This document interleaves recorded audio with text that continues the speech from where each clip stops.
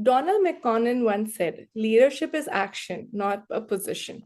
Hello, everyone, and welcome to Nerdy Optometrist, a podcast channel for all things optometry. And this is your host, Ukti Vora.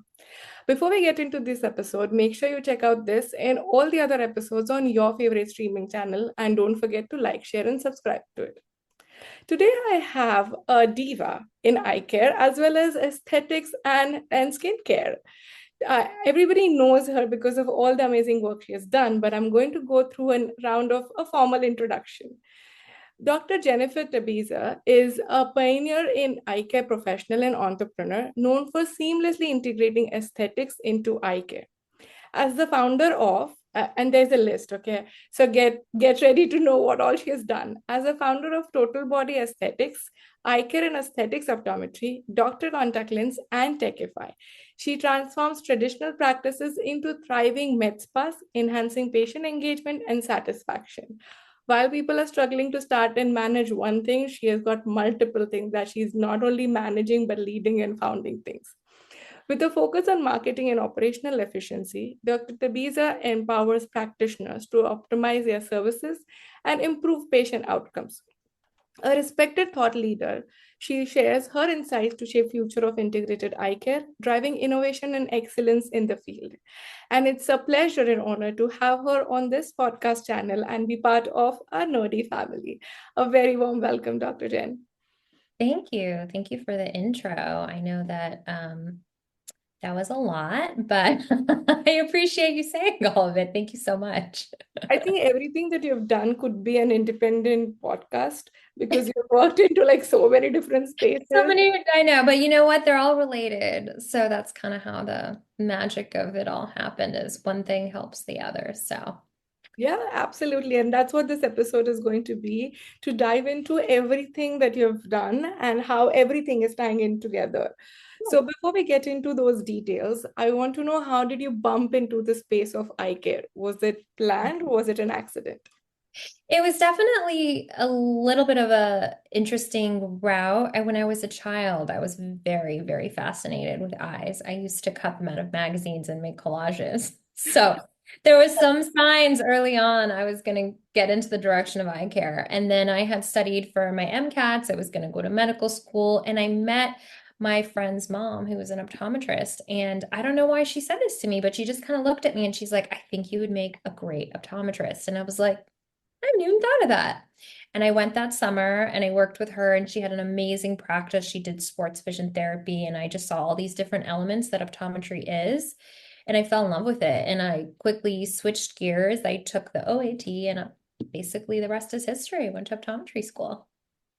But that's very interesting. So you were always fascinated with eyes, and I'm glad someone told you get into optometry because that's where Wow. we can interview you and talk to you, and you can do so such an amazing thing within the industry. Yeah. But eye care is not where you stopped. You actually explored a lot more into aesthetics, eye care, med spas, technology, and so much more. So I'm going to break it into one part at a time because I had a pleasure to recently attend the Techify dinner at Vision Expo, and I've learned things which I never knew about you. So tell us about this transition from an optometry practice or as an optometrist to going into aesthetics. Yeah, well, so I was considering expanding. My practice was growing, and I knew that I wanted to create new streams of revenue and build the practice, and I had a couple of directions I could go. I began treating dry eye with RF, and I just loved it. I loved the aesthetic result. I loved the dry eye result, and it just was so satisfying to offer something different in the business instead of doing the same thing all the time. And I kind of just started to think about going in that direction and what it would look like. What would it mean if I was a medical spa and I did eye care there? And so I kind of just started to build a concept that grew really quickly. And within a year, we were a full-blown multi-specialty medical spa. And basically, I would say the driving factor was many things, but just like as a child, I was fascinated with eyes. As an adult, I've been really fascinated with regenerative medicine and regenerative aesthetics, basically like how to utilize resources to look and feel younger. It's both. So at our practice, we do a bit of longevity medicine. And of course, we do the aesthetic side of things because you can't just look good and not feel good. And you want to feel good and look good, they're cyclical, right? So people need both in their life. And once you have a practice and people trust you and they love you and you built a great team and a wonderful place for them to come, it ended up being easy to expand into more and more services and talk about them. So that's sort of how the transition happened. So before you moved into aesthetics or before you thought of adding more services in your practice, how long were you practicing optometry or just optometry? That's going to give away my age. Let's see. I had been practicing maybe about 12 years before I added aesthetics. So my first couple of years, I had a Walmart lease, which was a great first job to learn how to manage employees and a business and a lease and be independent. And then from there, I bought my practice in 2016. And then we turned into a med spa in 2022.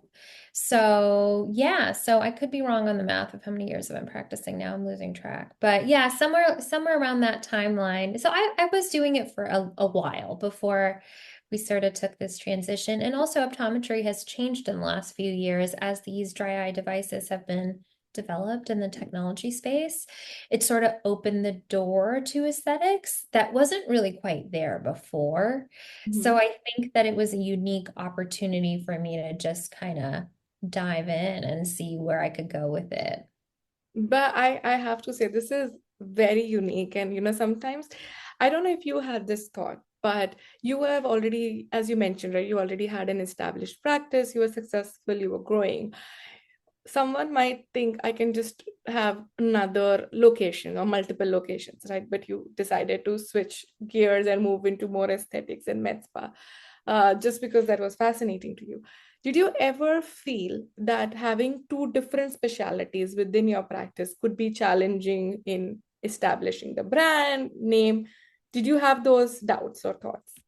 You know, I am a person who has learned to really just believe in myself, meaning like whatever it is I want to do, I just put my mind to it and I just put blinders on and I make sure it happens. So I I did think about some challenges it might come with, like maybe it might give the impression I don't care about eye care if I'm becoming a multi-specialty practice, but really when I got those questions from patients, and I did, especially some older patients, like, oh, you're doing so many things here. You just sort of begin to explain the reasons why you wanted to add more to your practice. We wanted to offer more non-surgical options to patients who want lid tightening. They want their lids to not hang, and cover their vision, or, dry eye treatments also happen to treat aesthetic concerns. So you kind of just explain to them how you took the journey as well. And then you become an expert in that field to them because it means that you had a reason to go that way. It wasn't random. Mm, Um, and I think that it's part of the reason why I do consulting now is I kind of figured out a few key things that are important in your branding, your domain, the way that you sort of present yourself to the world as a business to show that it's not about one thing or another. You're just a multi-specialty medical practice. And so I call it that more often than I do a medical spa. It mm, really depends on who I'm talking to. My eye care patients, I let them know, like, hey, we're multi-specialty now. I have two nurses, I have a doctor, we do different things here. I'm the specialty in everything eyes. And it's received well. It just kind of you have to be willing to people become really attached to their optometrist and they want to feel comfortable coming there. And when you change things, it can require a little bit of consulting with your patients, but it's a one-time conversation. And honestly, if you're that great of a provider, which you probably are, if you have a great practice, they're not going to leave you, right? They just need to understand, like, oh, hey, do you still care about the things you once cared about? And when you show them that you do, and you're just offering more, and give it from that perspective, mhm. for the most part, it's been really well received. And in fact, 20%, maybe even 30% of our med spa patients came from eye care, meaning they came to see me for an eye exam. They began going over to get skin tightening, Botox, whatever it is they wanted to do, weight loss, peptides, we do all kinds of stuff. And so they already, like I said, they already love you and they know that you're going Yeah. to provide great services on both sides. I'm not the practitioner on the medical spa side. I just run the business and help refer people to it from my eye care. But of course, it's my practice, so I've hired people that represent my practice well, just like anybody else you hire, right? Like even if you hire another OD, hopefully they jive with the practice and they fit in and they have good bedside manner and all that kind of stuff. So now, it also oddly makes people comfortable. The flip side of it is there is a lot of people that are curious about how they could improve some things about aging, right?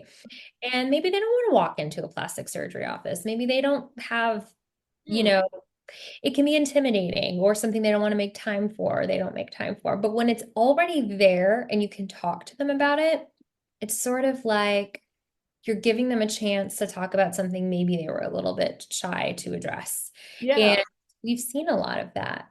So, it's nice. Like people want to feel good. Like I said, people want to feel good inside and outside. It's just part of being human. So And it's yeah, and I agree 100%. I think one thing from your talk at the Vision Expert dinner, which was very fascinating, and I have to admit to it, when you had addressed and you started talking about everybody wants to look younger and beautiful and handsome, but they are just hesitant with this whole stigma around taking care of yourself or going through some treatments can make can there's just stigma around it that it's not cool, it might not be great, you're doing something, you're just shy about expressing it out loud that yes, I want to get a Botox, or I want to get a filler, or I want to get some treatment. But when it comes from a doctor which is already giving you a safe space to talk about, I can totally see that this would make many patients comfortable, that okay, this is something that is going to make me feel and look good inside and outside. So I think that's a great way to present it. And I also love the fact that you mentioned the terms or the words that you use are very important, because yes, sometimes if you just market yourself as a med spa or something where it's only spa related, but you don't talk about an entire experience, or if you don't present yourself as a multi-speciality practice, it might not be taken as seriously about your work as well as your offering. So I think using these right terms are very important, and I'm glad you pointed that out. yeah, thank you. But now tell me one thing, when you talk about skincare, right? Did you, how did you learn about it? Because it's in a whole different science. You were trained for an optometry as an That's optometrist. a great question. That's a Like great. how long did it take to kind of figure things out? Okay, that part of it again is probably why I do a bit of consulting. I myself come from a family who we quite care about how we look and present ourselves. It's part of just like the Persian culture, right? Look beautiful, take care of your skin. My mom taught me really young to take care of my skin. So I'd been getting facials and doing things since I was very young. And so I had a natural interest in it. And to be honest with you, it had nothing to do with me being an optometrist. I just wanted to always know, how can I keep my skin young and youthful? How can I look my best? It was just always a personal agenda, honestly, to learn about it. So I knew a lot going into the space already. I had gone to med spas for years before I opened my own. Part of it was to learn, part of it because I knew I wanted to be in the business, and part of it was personal. I was like, I'm in my 40s. I want to keep looking as good as I can. There's nothing wrong with aging at all. And it's just hey, like if we can look younger, let's do it. And that's really how I learned. And there is a bit to learn, but once you get past the learning curve of understanding the basics of these devices and how they improve skin and quality of skin and texture and all the things they can do, you kind of get in the groove of it pretty quickly. And then just like we go to Vision Expo, there's AM Spa and there's other shows you go to for aesthetics and you just keep learning more. I mean, it's a specialty at the end of the day, so you're going to have to do self-study. And hopefully, if you're a practitioner considering adding aesthetics, you like it yourself. I do always say, especially to the doctors I consult with, get into this yourself. Because if you're not an advocate for it, it's going to be harder to sell. It's going to be harder to be passionate and speak about. And also in the aesthetic world, you have to look the part it's kind of like going to a cosmetic dentist, right? And if he had all crooked and yellow teeth, you would be very confused. That's the reality of aesthetics, right? It's like Sephora or any beauty industry business. You have to look the part. You can't go to a hairdresser who has horrible hair. You know what I mean? It is. But it's a lovely thing because as an optometrist, if you've never taken the time to do these things yourself, it's a chance for you to start. And I know a lot of ODs have these devices and they haven't even had the treatment themselves, which I find very interesting. I'm like, you need to start, get your IPL, get your RF, like start doing it, see the results so you get passionate about it. And Yeah. that's what's going to translate to your patient because they know you've done it too. And yeah, it's part of it. Yeah, and I feel that also helps in building trust for everything that you're recommending because you feel, okay, yeah, you look, this is where I want to be, or this is how I want to look. Just like you are so pretty, I want to kind of be at that stage. So it kind of helps even building trust with your patients, and I agree. If you're not passionate, if you're not into it, don't get into it. Don't get into, or find people that you want to hire that do. There's multiple ways to go Yeah. about in business. I just happen to be into it and that helps. But obviously everyone in my practice at this point, they work on both sides of the business. So they're well versed to speak about anything they want to talk about, either vision or Botox. It doesn't matter. We can talk about it. So yeah, there's definitely a period of growth getting into this business, but if you're serious, and you can do it, you can do anything you want. It's just a matter of time, effort, energy, and strategically thinking about how to enter this business. That's absolutely true. And I love the fact that you have figured it out yourself and you're also now offering consulting services. So people don't have to struggle the way you did when you started your practice. That's right. I mean, there was a bit of a learning curve. I definitely have some mistakes I made I wouldn't make again. That being said, a lot of my experience in launching this business quickly came from the 3 or 4 businesses I had opened before, right? You learn there's a theme to opening a strong business. It's sales training, marketing, and doing operations like at a very intense speed, right? Like when you start a business, if you're really slow to get to things, you may never get to them. So Yeah. there's this startup energy you need when you're launching new things in your life. And I've started up 4 or 5 businesses at this point, so I knew what it takes. It's that spark. It's like a good year and a half of energy that is very, very heightened that you need to create something new. Then it begins to sail. And at least optometrists that have opened even one practice, I'm sure they remember that period of time where it's like a lot of heavy work and heavy lifting. Then over the years, it kind of lessens and you have a team that can help you do the work because you've done the hard part already. So yeah. Yeah. I know they say like try to create like a cookie cutter template for yourself. So once you have figured out all the challenges, you can just kind of copy paste it and put it into different clinics or like now in different businesses. So Yeah. you mentioned about things that you have learned or mistakes that you've done early on. And I want to kind of touch that as well because here on this podcast, we talk about good, bad, and ugly, everything. So tell Uh, us about a few things which you feel you would definitely take care of when you're opening any new business, not necessarily into aesthetics and skincare, but anything that you have learned through all your experiences building so many businesses. In every business, I ended up hiring an expert consultant, and I didn't do it right away. I would wait. The only time I actually did do it right away was when I bought the private practice, the optometry practice. I had bought an existing one.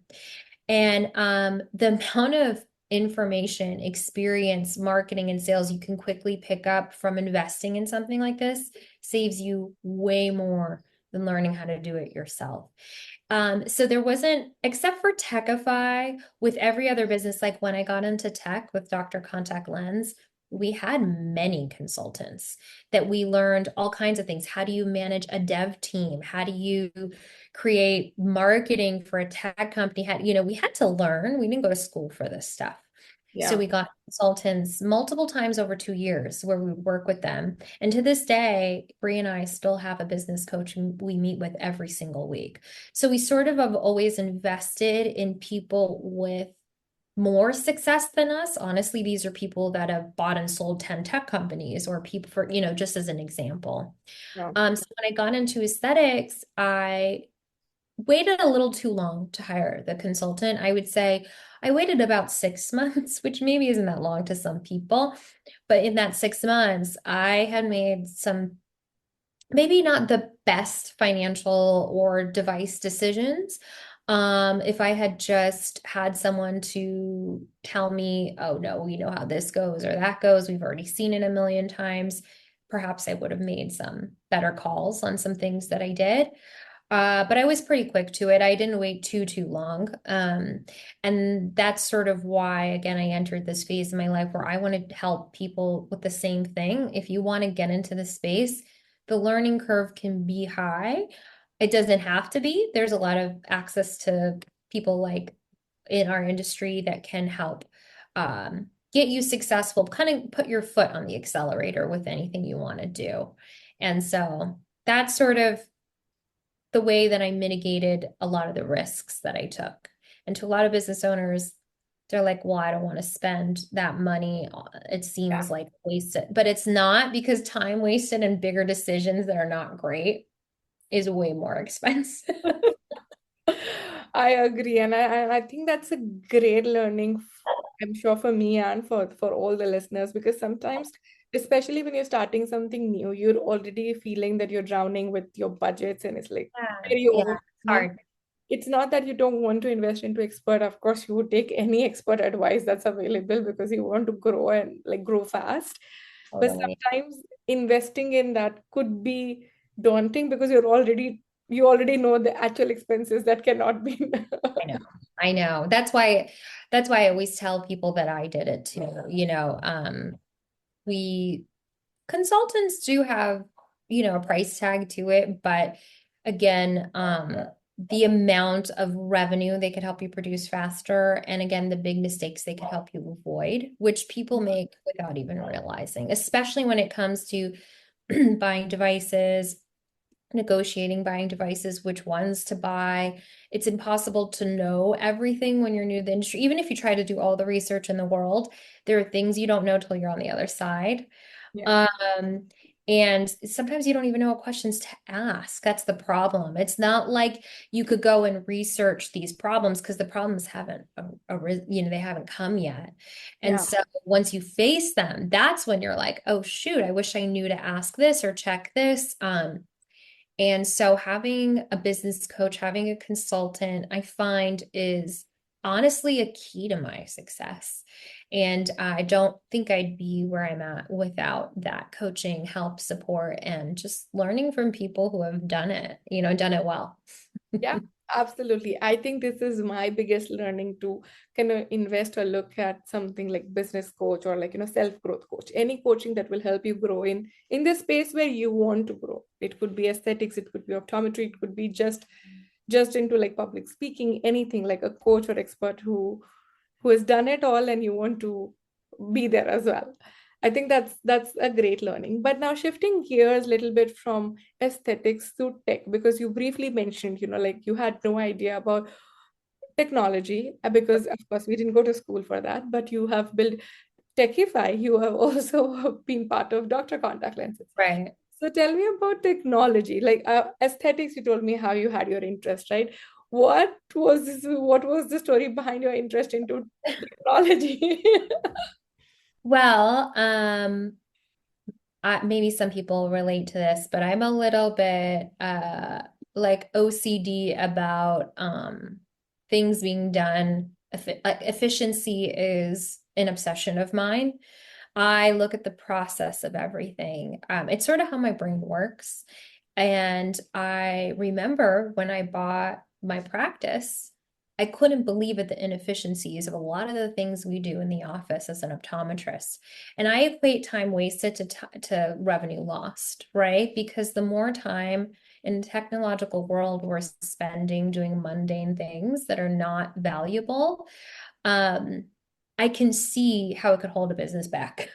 So the biggest value you have as a small business owner is you and your time and your staff's time. People need to connect.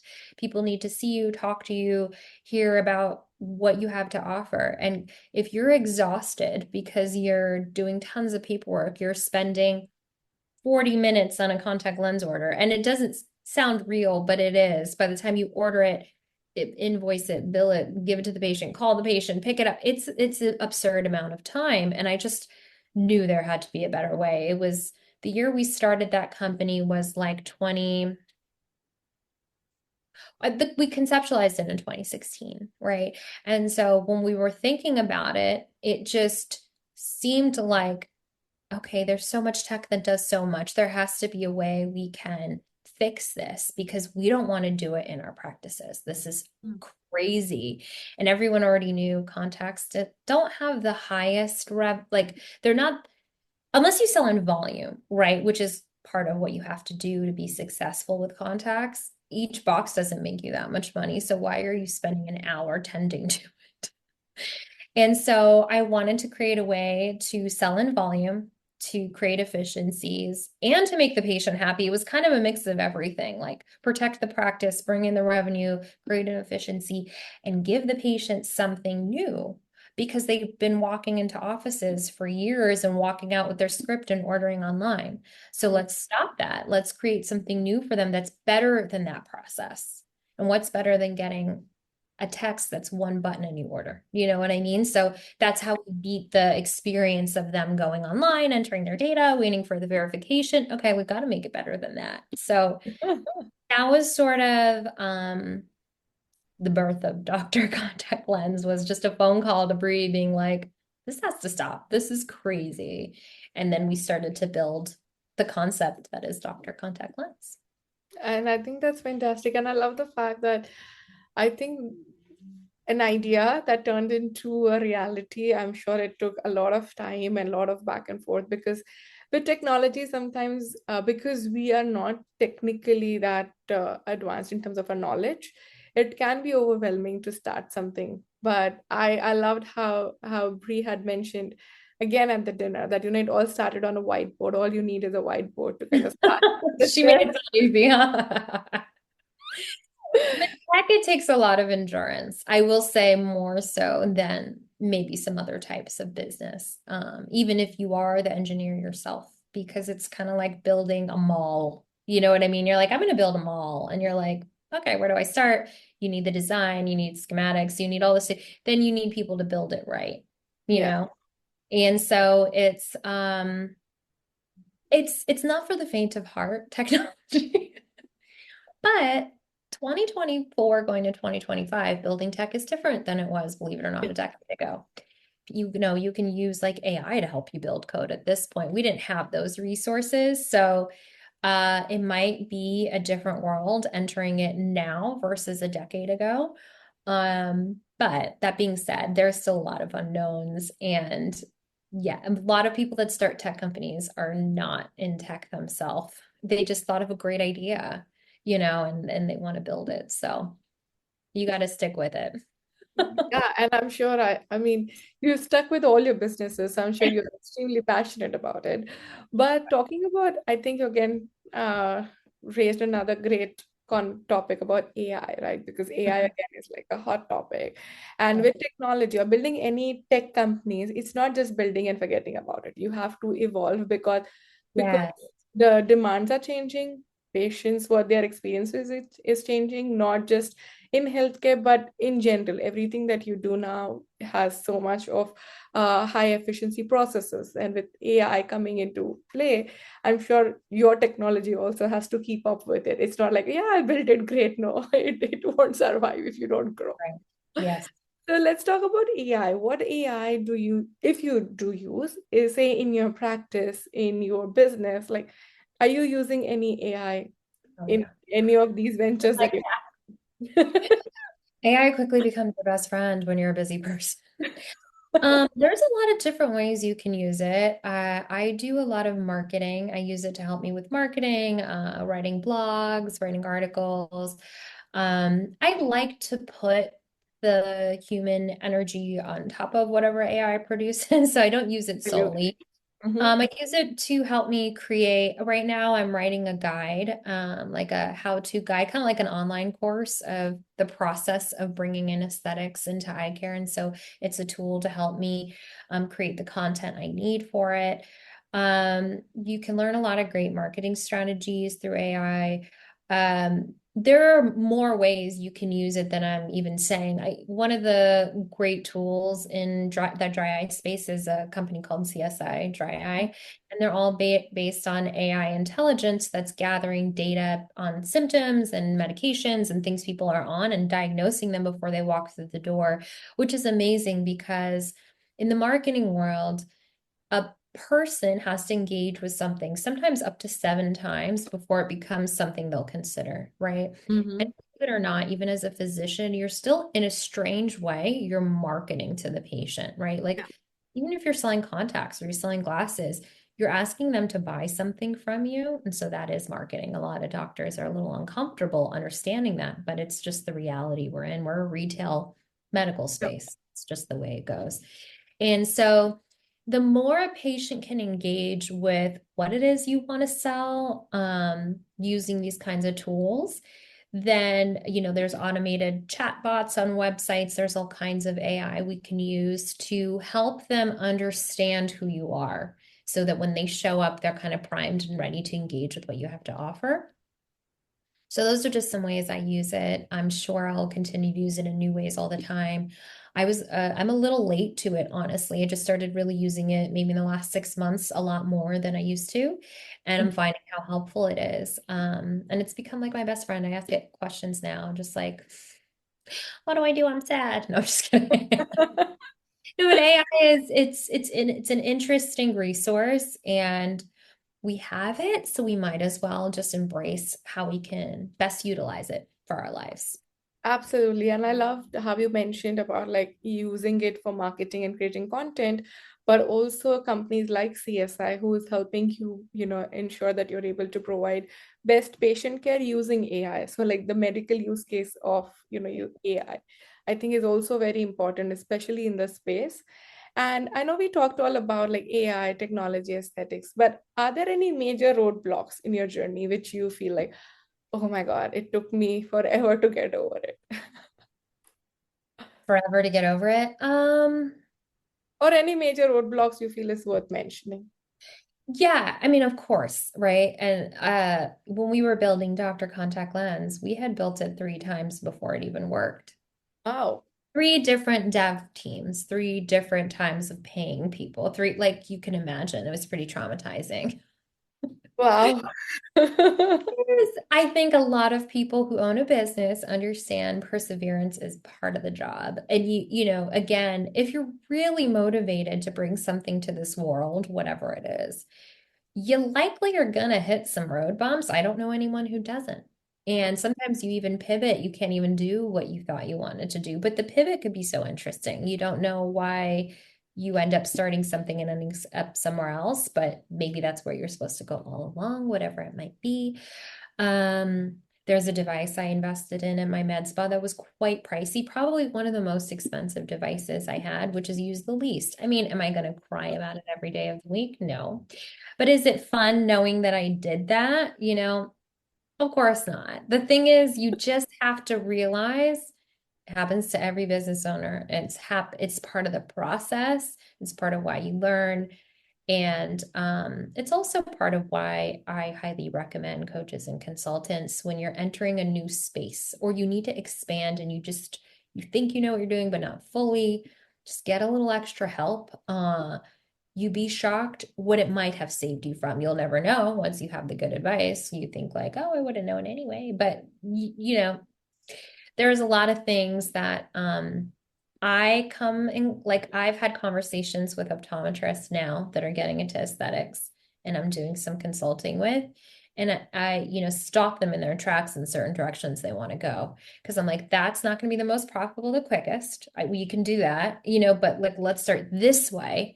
And they wouldn't have known that because they haven't done it yet. And I get that. You know what I mean? I already did it. So I can see the path that's a little bit of least resistance, right? Like the easiest way to grow into this space is going to be a different formula for everyone, but at the same time, there's a general path that Hmm. I am finding helping doctors makes them successful. So, That's wonderful. I have to say, perseverance. Like, thank you so much for sharing the fact that you all tried it 3 times and you're still like now you're like successful and like you're growing. But I'm sure it would be daunting at that point, but still believing that this is the right solution and going forward with it, supporting not just both of your practice, but also like the industry overall with Dr. Contact Lens. I think that's commendable.